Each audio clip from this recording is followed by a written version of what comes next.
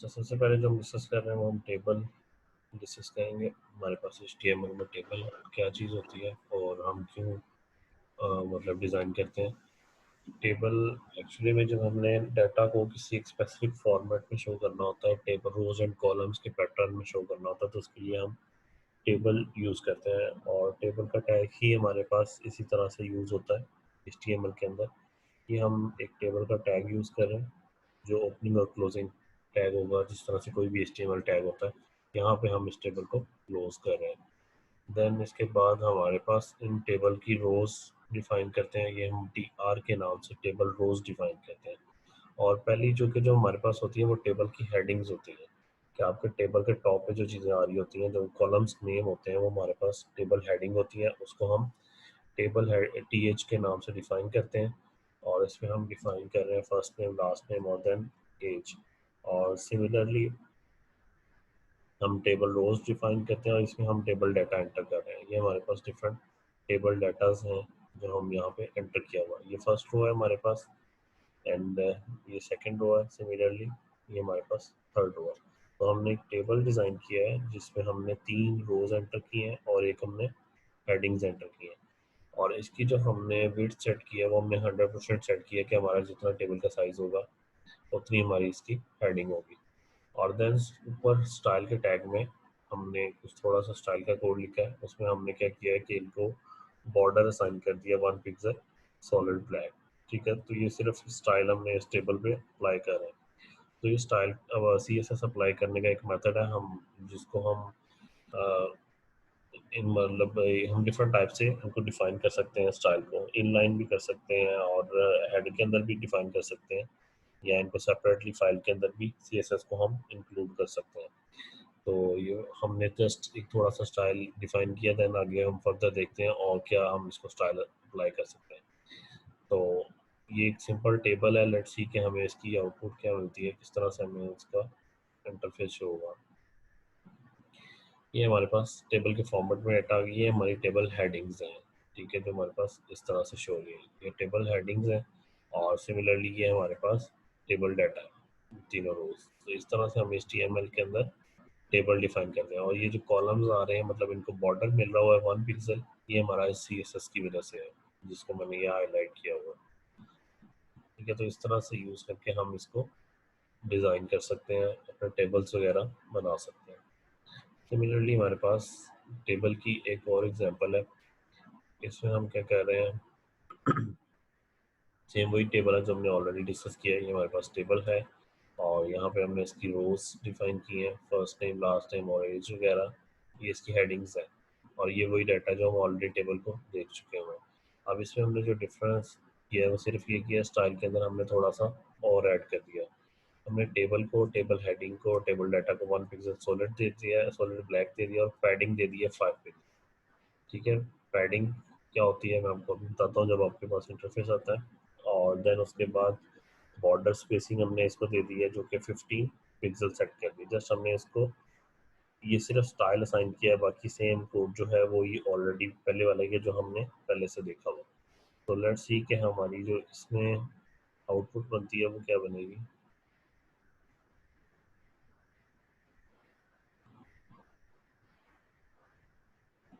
पुरानी वाली ना होंगी, वाला दोनों हो जाएगी। सॉरी,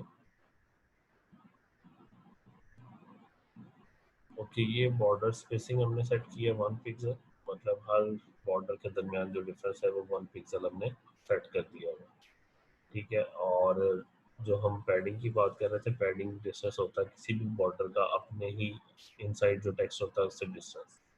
ठीक है, तो ये हमने बॉर्डर स्पेसिंग 5 पिक्सल दे दिया और पैडिंग 1 पिक्सल सेट किया, तो ये हमारे पास इस तरह से इसका इंटरफेस चेंज हो रहा है। पहले जो था वो हमारे पास ये था, अब हमने थोड़ा सा स्टाइल चेंज किया तो हमारे पास इंटरफेस इस तरह से शो हो रहा है।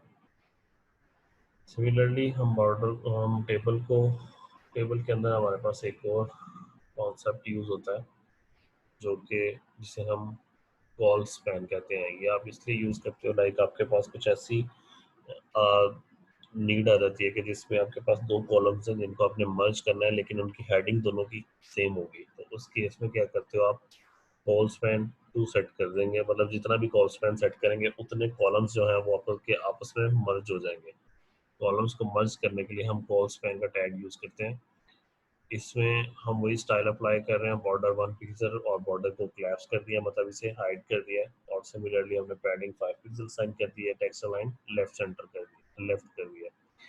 और देन हम अगर इसमें देखें तो हमने टेबल बनाया है, और इसके अंदर टेबल रो और हेडिंग में हमने एक नेम नेम डिफाइन करें, और इसके अंदर हम कॉल स्पैन 2 सेट कर दिया। दूसरी हेडिंग को हमने कॉल स्पैन 2 सेट कर लिया। उसके बाद हमारे पास 3 टेबल डाटा आ रहे हैं। अगर हम इसकी आउटपुट को चेक करें,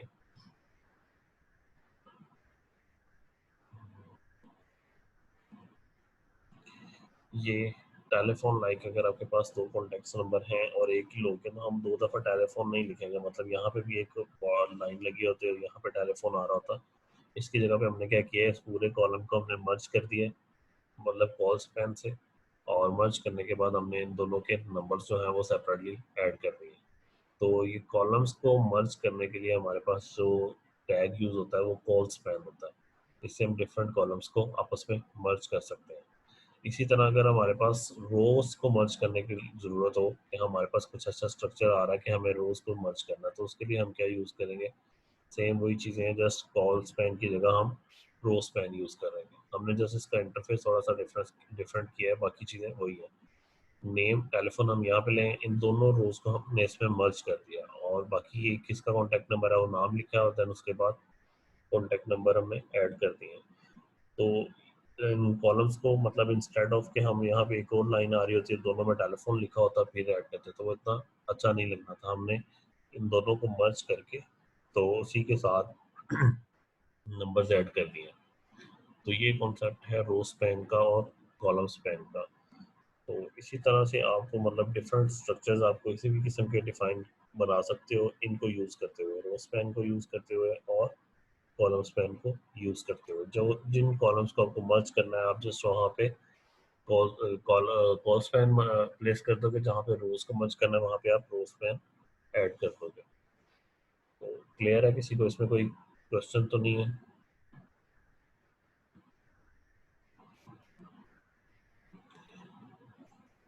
ओके, देन हम एक टेबल डिज़ाइन कर रहे हैं, उसमें हमने कुछ थोड़ा सा स्टाइल अप्लाई किया है। इसमें हमने क्या किया है, टेबल बनाया, उसी तरह से हम टेबल बना रहे हैं, उसमें रो डिफाइन कर रहे हैं, फर्स्ट नेम लास्ट नेम और एज। सिमिलरली अगेन एक और हमने टेबल रो डिफाइन किया है, और इसमें भी हमने टेबल रोज 3 रोज बनाई है, इसको हमने एक स्टाइल अप्लाई कर दिया है। ठीक है, ये हम स्टाइलिंग टेबल है, इसका हम देखते हैं ऊपर क्या स्टाइल सेट किया। और सिमिलरली ये हमने एक और टेबल बनाया है, और इसमें भी हमने वही सेम टेक्स्ट है, कुछ भी इसमें डिफरेंस नहीं है। एक टेबल जो हमारे पास आ रहा है वो स्टाइल वाला है, इसको हमने स्टाइल असाइन किया है आईडी वाले को। ये आईडी का क्या कोड है इसको हम चेक कर लेते हैं। और ऊपर वाला जो है ये हमारे पास विदाउट स्टाइल है। तो लेट्स सी कि हमने स्टाइल क्या अप्लाई किया है। ये हमारे पास स्टाइल है, CSS का कोड है जो हमने इस पर अप्लाई किया। इसकी हमने विड्थ 100% सेट कर दिया टेबल की, और टेबल हेडिंग और डाटा को हमने 1 पिक्सल सॉलिड ब्लैक दिया है बॉर्डर, और इसका जो बॉर्डर है उसे collapsed भी कर दिया। मतलब अगर आपने डबल जो बॉर्डर आ रहा था हमारे पास उसको शो नहीं करवाना है तो ये प्रॉपर्टी हम collapse की यूज़ करते हैं। सिमिलरली हमने हेडिंग और डाटा को पैडिंग दे दी है 15 पिक्सल, और टेक्स्ट लाइन हमने लेफ्ट सेट कर दिया। और देन उसके बाद हमारे पास क्या किया हमने, टेबल और ये आईडी सेट कर रहे हैं। हमारे पास CSS में 2 कॉन्सेप्ट्स होते हैं, आईडी और क्लास। वो हम आगे जाके देखते हैं कि वो एक्चुअली में क्या होता है, कि हमने इम्प्लीमेंट भी करना है, प्रैक्टिस भी करनी है। तो हमने एक आईडी बना रहे हैं जो एक स्पेसिफिक डिज़ाइन होगा, उसमें हम क्या कर रहे हैं, एंड चाइल्ड जो कि इवन होंगे, मतलब आपकी रोज के अंदर, आपके टेबल के अंदर कोई 8-10 रोज हो सकती है, उन 10 रोज में से जो इवन होंगी, 2, 4, 6 जो भी होंगी, 2, 4, 6 वगैरह, उनका कलर हमने कुछ और सेट कर दिया। ये आपका कोई भी कलर होगा, बैकग्राउंड कलर हमने उनका ये सेट कर दिया। ये हेक्साडेसिमल के अंदर हमारे पास कोड होता है जिसका हम कलर सेट कर सकते हैं। हेक्साडेसिमल आप लोगों ने ऑलरेडी पढ़े होंगे, जिसमें हमारे पास 0 से लेकर 9 तक, देन उसके बाद अल्फ़ाबेट स्टार्ट हो जाते हैं, ABCD, और 15 तक हमारे पास इसमें वैल्यूज होती हैं जो कि किसी कलर्स को रिप्रेजेंट कर रही होती हैं। सिमिलरली हमने इसमें क्या किया है, nth चाइल्ड जो ऑड है हमारे पास, लाइक 1 3 5 7, उसका कलर हमने कुछ और, इसका कलर डिफरेंट है, इसका कलर डिफरेंट सेट कर दिया। सिमिलरली हमने टेबल हेडिंग जो है उसका कलर हमने ब्लैक सेट कर दिया, और जो कलर है बैकग्राउंड कलर ब्लैक सेट किया और टेक्स्ट कलर वाइट सेट किया। तो ये हम आईडी देख रहे हैं 01, ये हमने आईडीज बनाई हैं। इन आईडी को हमने कहाँ पे साइन किया है, इस टेबल को साइन कर दिया। अब इस टेबल का, ये इस वाले टेबल की बात करें, इस पे कलर साइन इस पे है, वो सारा स्टाइल अप्लाई हो जाएगा। और जबकि ये वाला जो टेबल है इस पे कोई भी स्टाइल अप्लाई नहीं हो रहा होगा। ठीक है, तो दो टेबल्स बने हैं, एक जो जिसपे हमने ये भी स्टाइल डिस्कस किया है वो अप्लाई हो रहा है, दूसरा बिल्कुल सिंपल होगा। तो लेट्स सी कि ये किस तरह से हमें शो होगा। ये हमारे पास फर्स्ट टेबल है जिसपे हमने कोई भी स्टाइल अप्लाई नहीं किया है, जैसे हमारे पास उसी तरह से नंबर्स आ रहे हैं और वैल्यूज आ रही हैं। ये हमारे पास टेबल हेडिंग्स हैं और ये हमारे पास टेबल डाटा है। अब इस केस में हमने क्या किया था, टेबल हेडिंग का हमने बैकग्राउंड ब्लैक कर दिया था और जो टेक्स्ट कलर है वो वाइट सेट कर दिया, और बाकी जो हमारे पास इवन ऑड की हमने कलर चेंज किया था। ठीक है, ये हमारे पास ऑड का कलर आ रहा है, ये वाला। ठीक है, आपको डिफरेंस नज़र आ रहा होगा। और ये जो दूसरा है इसका कलर हमने कुछ और सेट कर दिया। तो इस तरह से हम अपने टेबल्स को जो है वो थोड़ा सा और अच्छा बना सकते हैं। इससे क्या होता है कि आपके टेबल की रीडेबिलिटी जो होती है वो बढ़ जाती है, आप इसको ज़्यादा इजीली रीड कर सकते हैं स्टार्ट ऑफ दिस। ठीक है, तो इस तरह से हम अपने डिफरेंट टेबल्स वगैरह को डिज़ाइन कर सकते हैं। आज हम थोड़ा सा HTML हमने डिस्कस किया था, HTML के साथ साथ हम थोड़ा सा कुछ डिफ भी वो भी इन्वॉल्व कर रहे हैं CSS को भी, कि CSS हम किस तरह से इसमें यूज़ कर सकते हैं।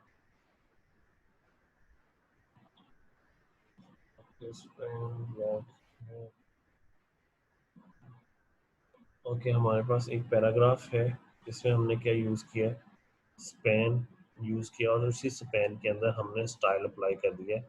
मतलब उसे हमने बॉर्डर अप्लाई किया 1 पिक्सल सॉलिड ब्लैक। अगर आपने किसी भी पैराग्राफ मतलब किसी भी आइटम्स को उसी लाइन के अंदर अगर हम स्टाइल अप्लाई कर देंगे तो उसे हम इनलाइन स्टाइलिंग कहते हैं। ठीक है, ये हमने इनलाइन स्टाइलिंग की है, इनलाइन स्टाइलिंग हमने यहाँ पे की है।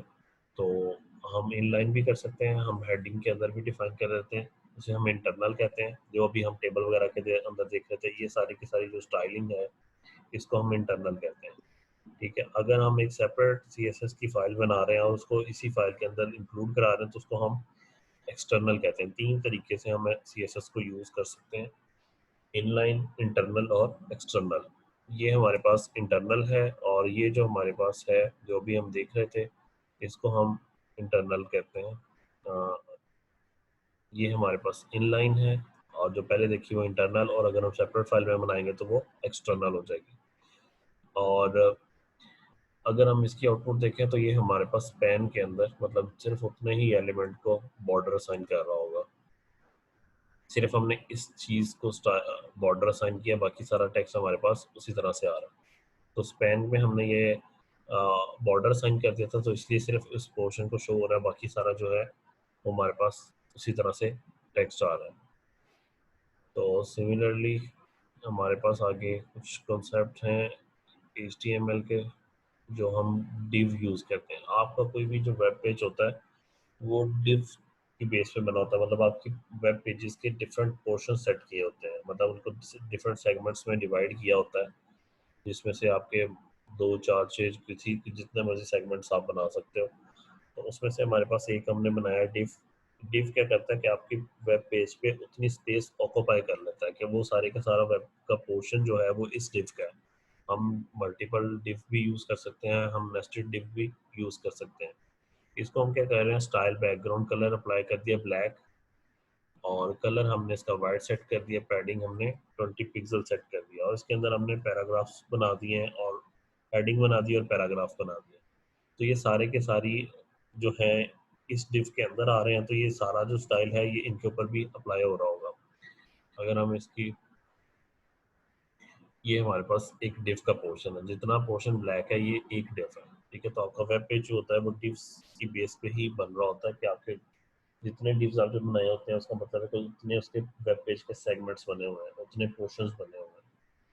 ठीक है, तो ये हमारे पास div का कॉन्सेप्ट होता है। कोई भी वेब पेज ओपन करके उसके इंस्पेक्ट एलिमेंट में जाकर div देख सकते हैं कि वो किस तरह से उन्होंने डिज़ाइन किया हुआ है।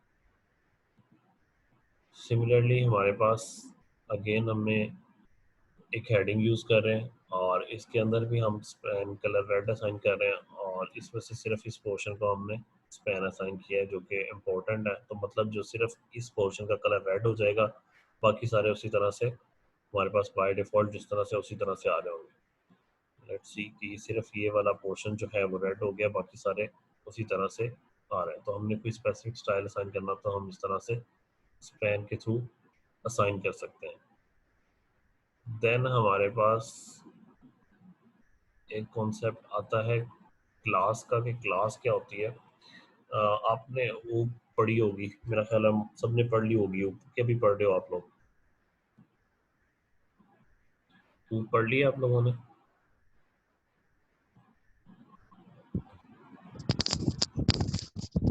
सर अभी 2 या 3 क्लासेस हुई हैं सर। सॉरी, अभी इसी सेमेस्टर में पढ़ रहे हो आप लोग? Yes sir. अच्छा ठीक है। उसके उसमें थोड़ा सा आप लोग अभी कॉन्सेप्ट पढ़ोगे, शायद यहाँ पढ़ लिया होगा कि हम डिफरेंट क्लासेस बना देते हैं जो एक्चुअली में यूज़र डिफाइंड डाटा टाइप्स होती हैं, उसको हम क्लास कहते हैं। तो वेब के अंदर भी हम डिफरेंट क्लासेस बना लेते हैं। क्लासेस क्या होती हैं कि अगर हमने कोई ऐसा डिज़ाइन है जिसको हमने बार बार यूज़ करना है, जिसको हम बार बार यूज़ करते रहेंगे अपने पूरे वेब प्रोजेक्ट के अंदर, उसके लिए हम क्या कहते हैं, हम उसकी क्लास बना लेते हैं। और फिर हम जहाँ पे भी वो वाला एक स्पेसिफिक स्टाइल रिक्वायर्ड होता है, वहाँ पे हम वो वाली क्लास को कॉल कर लेते हैं। तो CSS के अंदर क्लास बनाने के लिए जो मेथड यूज़ होता है, वो एक्चुअली में हम डॉट लगा के कोई भी नाम आगे लिख सकते हैं। ये जो हमारा है ये क्लास नेम है, ठीक है। और डॉट लगाएंगे तो इसका मतलब है कि हम क्लास बना रहे हैं। हाँ, इसका मतलब है हम क्लास बना रहे हैं, यहाँ पे हम इसका क्लास नेम सेट कर रहे हैं। आप कोई भी नाम इसकी जगह पे प्लेस कर सकते हैं। अब हमने किया क्या है कि हमने इसका बैकग्राउंड कलर क्लास के अंदर जो प्रॉपर्टीज डिफाइन की है, बैकग्राउंड कलर जो है वो ब्लैक सेट कर दिया है, इसका जो कलर है उसको भी वाइट सेट किया है। अगेन हमने मार्जिन को क्या किया, 20 पिक्सल सेट कर दिया और पैडिंग 20 पिक्सल सेट कर दिया। ठीक है, तो इसमें हमें मार्जिन और पैडिंग भी क्लियर हो जाएगा। तो मैं आपको एक्सप्लेन देता हूँ। देन हमने सर ये डिव आईडी और क्लास। आईडी आईडी आगे हमारे पास आ रहा है। आईडी भी बताता हूँ कि आईडी क्या है और क्लास क्या है। क्लास एक्चुअली सर में, आईडी के लिए हैशटैग यूज करते हैं ना? जी बिल्कुल, क्लास के लिए हम क्या ओके। करते हैं, क्लास के लिए हम क्या करते हैं कि जो भी हमने पूरे पेज के अंदर यूज़ करना होता है या डिफरेंट प्लेसेस पे यूज़ करना होता है, उसके लिए हम क्लास बनाते हैं। और जो हमने एक यूनिक डिज़ाइन बनाना होता है, जिस तरह से हमने पहले टेबल को देखा, उसके लिए हम आईडी बनाते हैं। तो आईडी का नेम जो होता है वो यूनिक होता है, वो एक स्पेसिफिक स्टाइल होता है। ठीक है, और क्लास के केस में क्या होता है कि हम एक जनरल डिज़ाइन बना लेते हैं। और यहाँ पे हम क्या कर रहे हैं, हमने डिव बनाए हैं, इसके अंदर कुछ टेक्स्ट लिखा हुआ, हेडिंग और पैराग्राफ यूज़ कर रहे हैं, और देन इसके अंदर हमने ये क्लासेस असाइन कर दी इन तीनों पैराग्राफ्स को। मतलब हमने 3 डिव्स बनाए हैं, लेकिन कोड हमने डिज़ाइन का सिर्फ एक दफ़ा लिखा है। ठीक है, तो जस्ट हम जहाँ पे क्लास असाइन कर देंगे, उसका मतलब है कि सारे का सारा जो स्टाइल है वो इन डिव्स पे अप्लाई हो जाए। तो जब हमने कोई भी कोड को रिपीट करना होता है स्टाइल को, तो हम वहाँ पे क्लासेस यूज़ करते हैं। तो अगर हम इस केस में बात करें कि तीनों का डिज़ाइन जो है, तो तीनों का ऑलमोस्ट सेम आ रहा होगा। ठीक है जी, हमारे पास हमने एक ही क्लास बनाई थी और वो तीनों डिव्स को अप्लाई कर दी थी, तीनों पे हमें सेम स्टाइल शो हो रहा है। तो जो मार्जिन होता है वो एक दूसरे का डिफरेंस होता है, या टॉप से लेफ्ट से राइट से जो डिफरेंस होता है उसको हम मार्जिन कह रहे होते हैं। और जो पैडिंग होती है वो हमारे पास ये टेक्स्ट है, इस टेक्स्ट की इस बॉर्डर से जो डिस्टेंस है इसको हम पैडिंग कहते हैं। ठीक है जी, ये मार्जिन है, ये वाला जो हमारा टॉप राइट है, और इनका आपस में जो डिस्टेंस है ये मार्जिन है। लेकिन अपने ही डिव्स के साथ जो डिस्टेंस है, इस टेक्स्ट का इस बॉर्डर से जो डिस्टेंस है इसको हम पैडिंग कह रहे होते हैं। और सिमिलरली हमारे पास एग्जांपल है आईडी की। आईडी बनाने के लिए हम हैश का सिंबल यूज़ करते हैं। यहाँ पे भी आप कोई भी नेम लिख सकते हो जो आपकी अपनी चॉइस है, जिस तरह का मर्जी हम नंबर नाम सेट कर सकते हैं, क्योंकि यूज़र डिफाइंड है।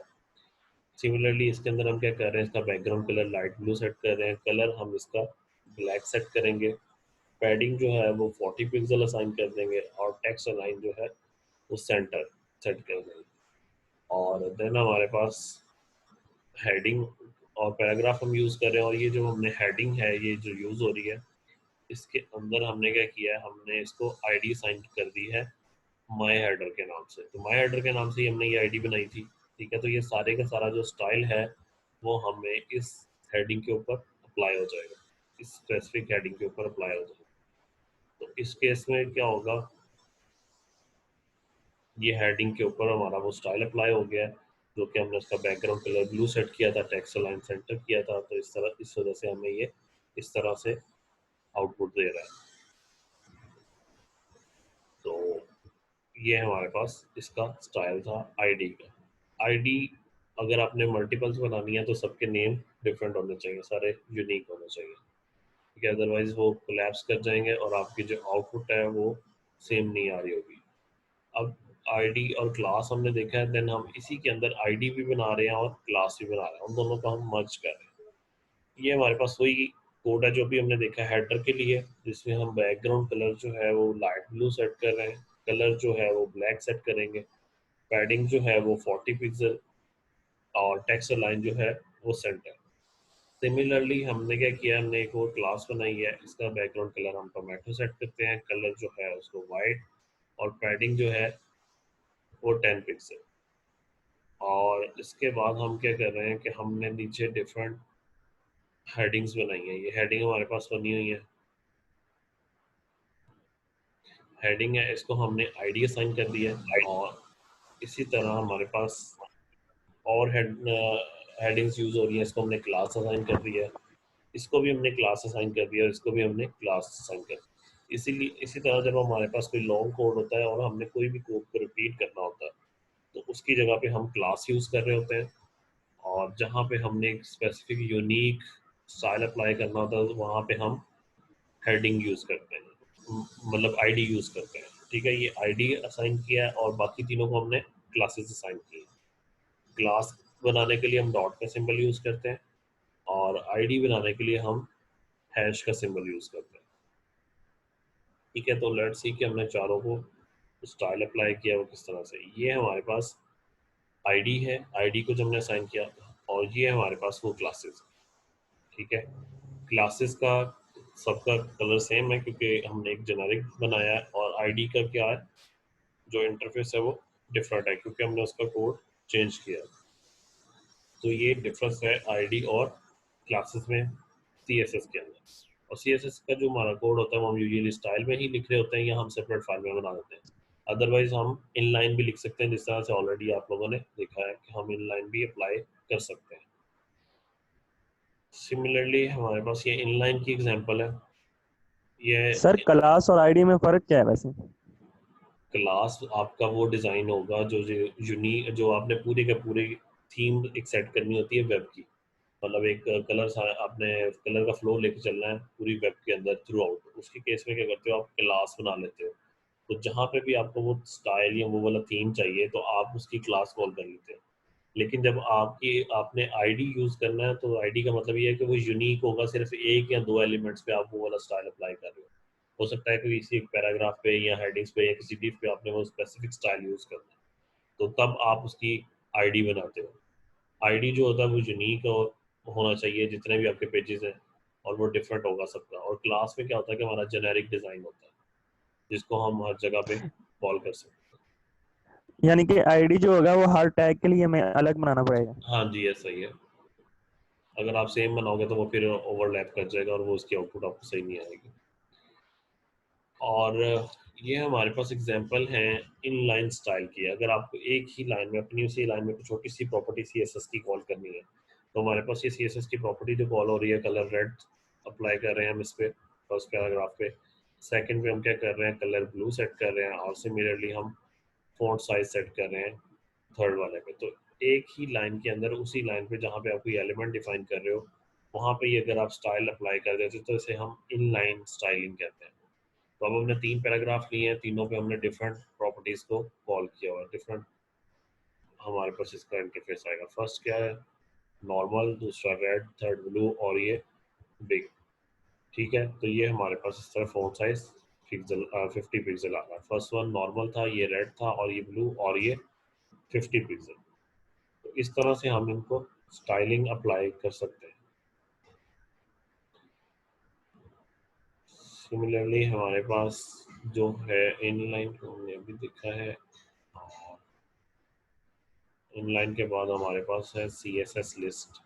लास्ट टाइम हमने लिस्ट बनाई थी, कुछ याद है? हमने अनऑर्डर्ड लिस्ट बनाई थी और ऑर्डर्ड लिस्ट बनाई थी। ठीक है, ये अनऑर्डर्ड लिस्ट है और ये हमारे पास इसकी लिस्ट आइटम्स है। सिमिलरली हमारे पास ये अनऑर्डर्ड लिस्ट है और ये इसकी आइटम्स हैं। और इसके अंदर हम क्या कर रहे हैं, हम इसको स्टाइल अप्लाई कर रहे हैं। ठीक है, चूंकि हम CSS को डिस्कस कर रहे हैं तो हम इनके ऊपर अब स्टाइल अप्लाई करेंगे। ये हमारे पास अनऑर्डर्ड लिस्ट का स्टाइल है, इसमें हमने इसका बैकग्राउंड कलर ये सेट किया है और पैडिंग जो है वो 20 पिक्सल सेट की है। सिमिलरली हमारे पास अनऑर्डर्ड लिस्ट है, इसका बैकग्राउंड सेट किया है और इसकी पैडिंग भी 20 पिक्सल सेट कर दी। अब हमारे पास जो ऑर्डर्ड लिस्ट है और उसकी लिस्ट आइटम है, उसका बैकग्राउंड कलर, उसकी पैडिंग और उसका मार्जिन लेफ्ट 35 पिक्सल सेट कर दिया। ठीक है, padding 5 pixel, margin left 35 pixel और इसी तरह उसका बैकग्राउंड सेट करें। सिमिलरली हमने ये ऑर्डर्ड अनऑर्डर्ड के साथ भी हमने यही किया है। इसमें हम क्या कर रहे हैं, इसको भी बैकग्राउंड कलर असाइन करें और मार्जिन असाइन करें। अब ये प्रॉपर्टीज जो हैं, जो स्टाइल हैं, वो इन चीज़ों पे अप्लाई हो रहे हैं। ठीक है, ऑर्डर्ड लिस्ट पे, अनऑर्डर्ड लिस्ट पे और उनकी आइटम्स पे, ये हमारे पास आइटम्स यूज़ हो रही है। हमने जिन जिन को स्टाइल अप्लाई करना होता है हम वो वाले एलिमेंट्स यहाँ पे मेंशन कर देते हैं, तो वो पूरे पेज के अंदर वो जहाँ पे भी यूज़ हो रहे होते हैं उनके ऊपर ये स्टाइल यूज़ हो रहता है। ये ऑर्डर्ड लिस्ट और ये अनऑर्डर्ड लिस्ट, ये हमने ऑलरेडी बनाई थी, अब हमने इनके ऊपर स्टाइल अप्लाई किया है। इस तरह से हमारा इनका इंटरफेस जो है वो पहले की निस्बत बेटर हो गया। पहले हमारे पास सिर्फ कुछ भी कलर, बैकग्राउंड कलर कुछ भी नहीं था, सिर्फ इसी तरह से लिस्ट शो हो रही थी। ठीक है, अब क्या हो रहा है, लिस्ट तो शो हो रही है, साथ में हमें कुछ इंटरफेस भी थोड़ा सा बेटर और कलरफुल नज़र आ रहा है। CSS एक्चुअली में हमारा डिज़ाइन को ही बेटर कर रही होती है, कलरफुल बना रही होती है। तो CSS हम इसी पर्पज़ के लिए यूज़ करते हैं कि किसी भी इंटरफेस को हम खूबसूरत या अच्छा बना सकें, या उसके जो लुक है या रीडेबिलिटी है वो CSS के थ्रू हम इसको बढ़ा सकते हैं। सर इनके लिए भी हम क्लासेस और आईडीज बना सकते हैं, ये जी जो बिल्कुल, अनऑर्डर लिस्ट है और ऑर्डर लिस्ट है। बिल्कुल बना सकते हैं। आपकी अपनी चॉइस है, आप जिस तरह से मर्जी इसका वो कोड लिख सकते हैं।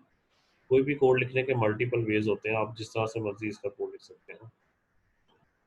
हम इनको उस तरह से भी क्लासेस के थ्रू भी डिफाइन कर सकते हैं। देन हमारे पास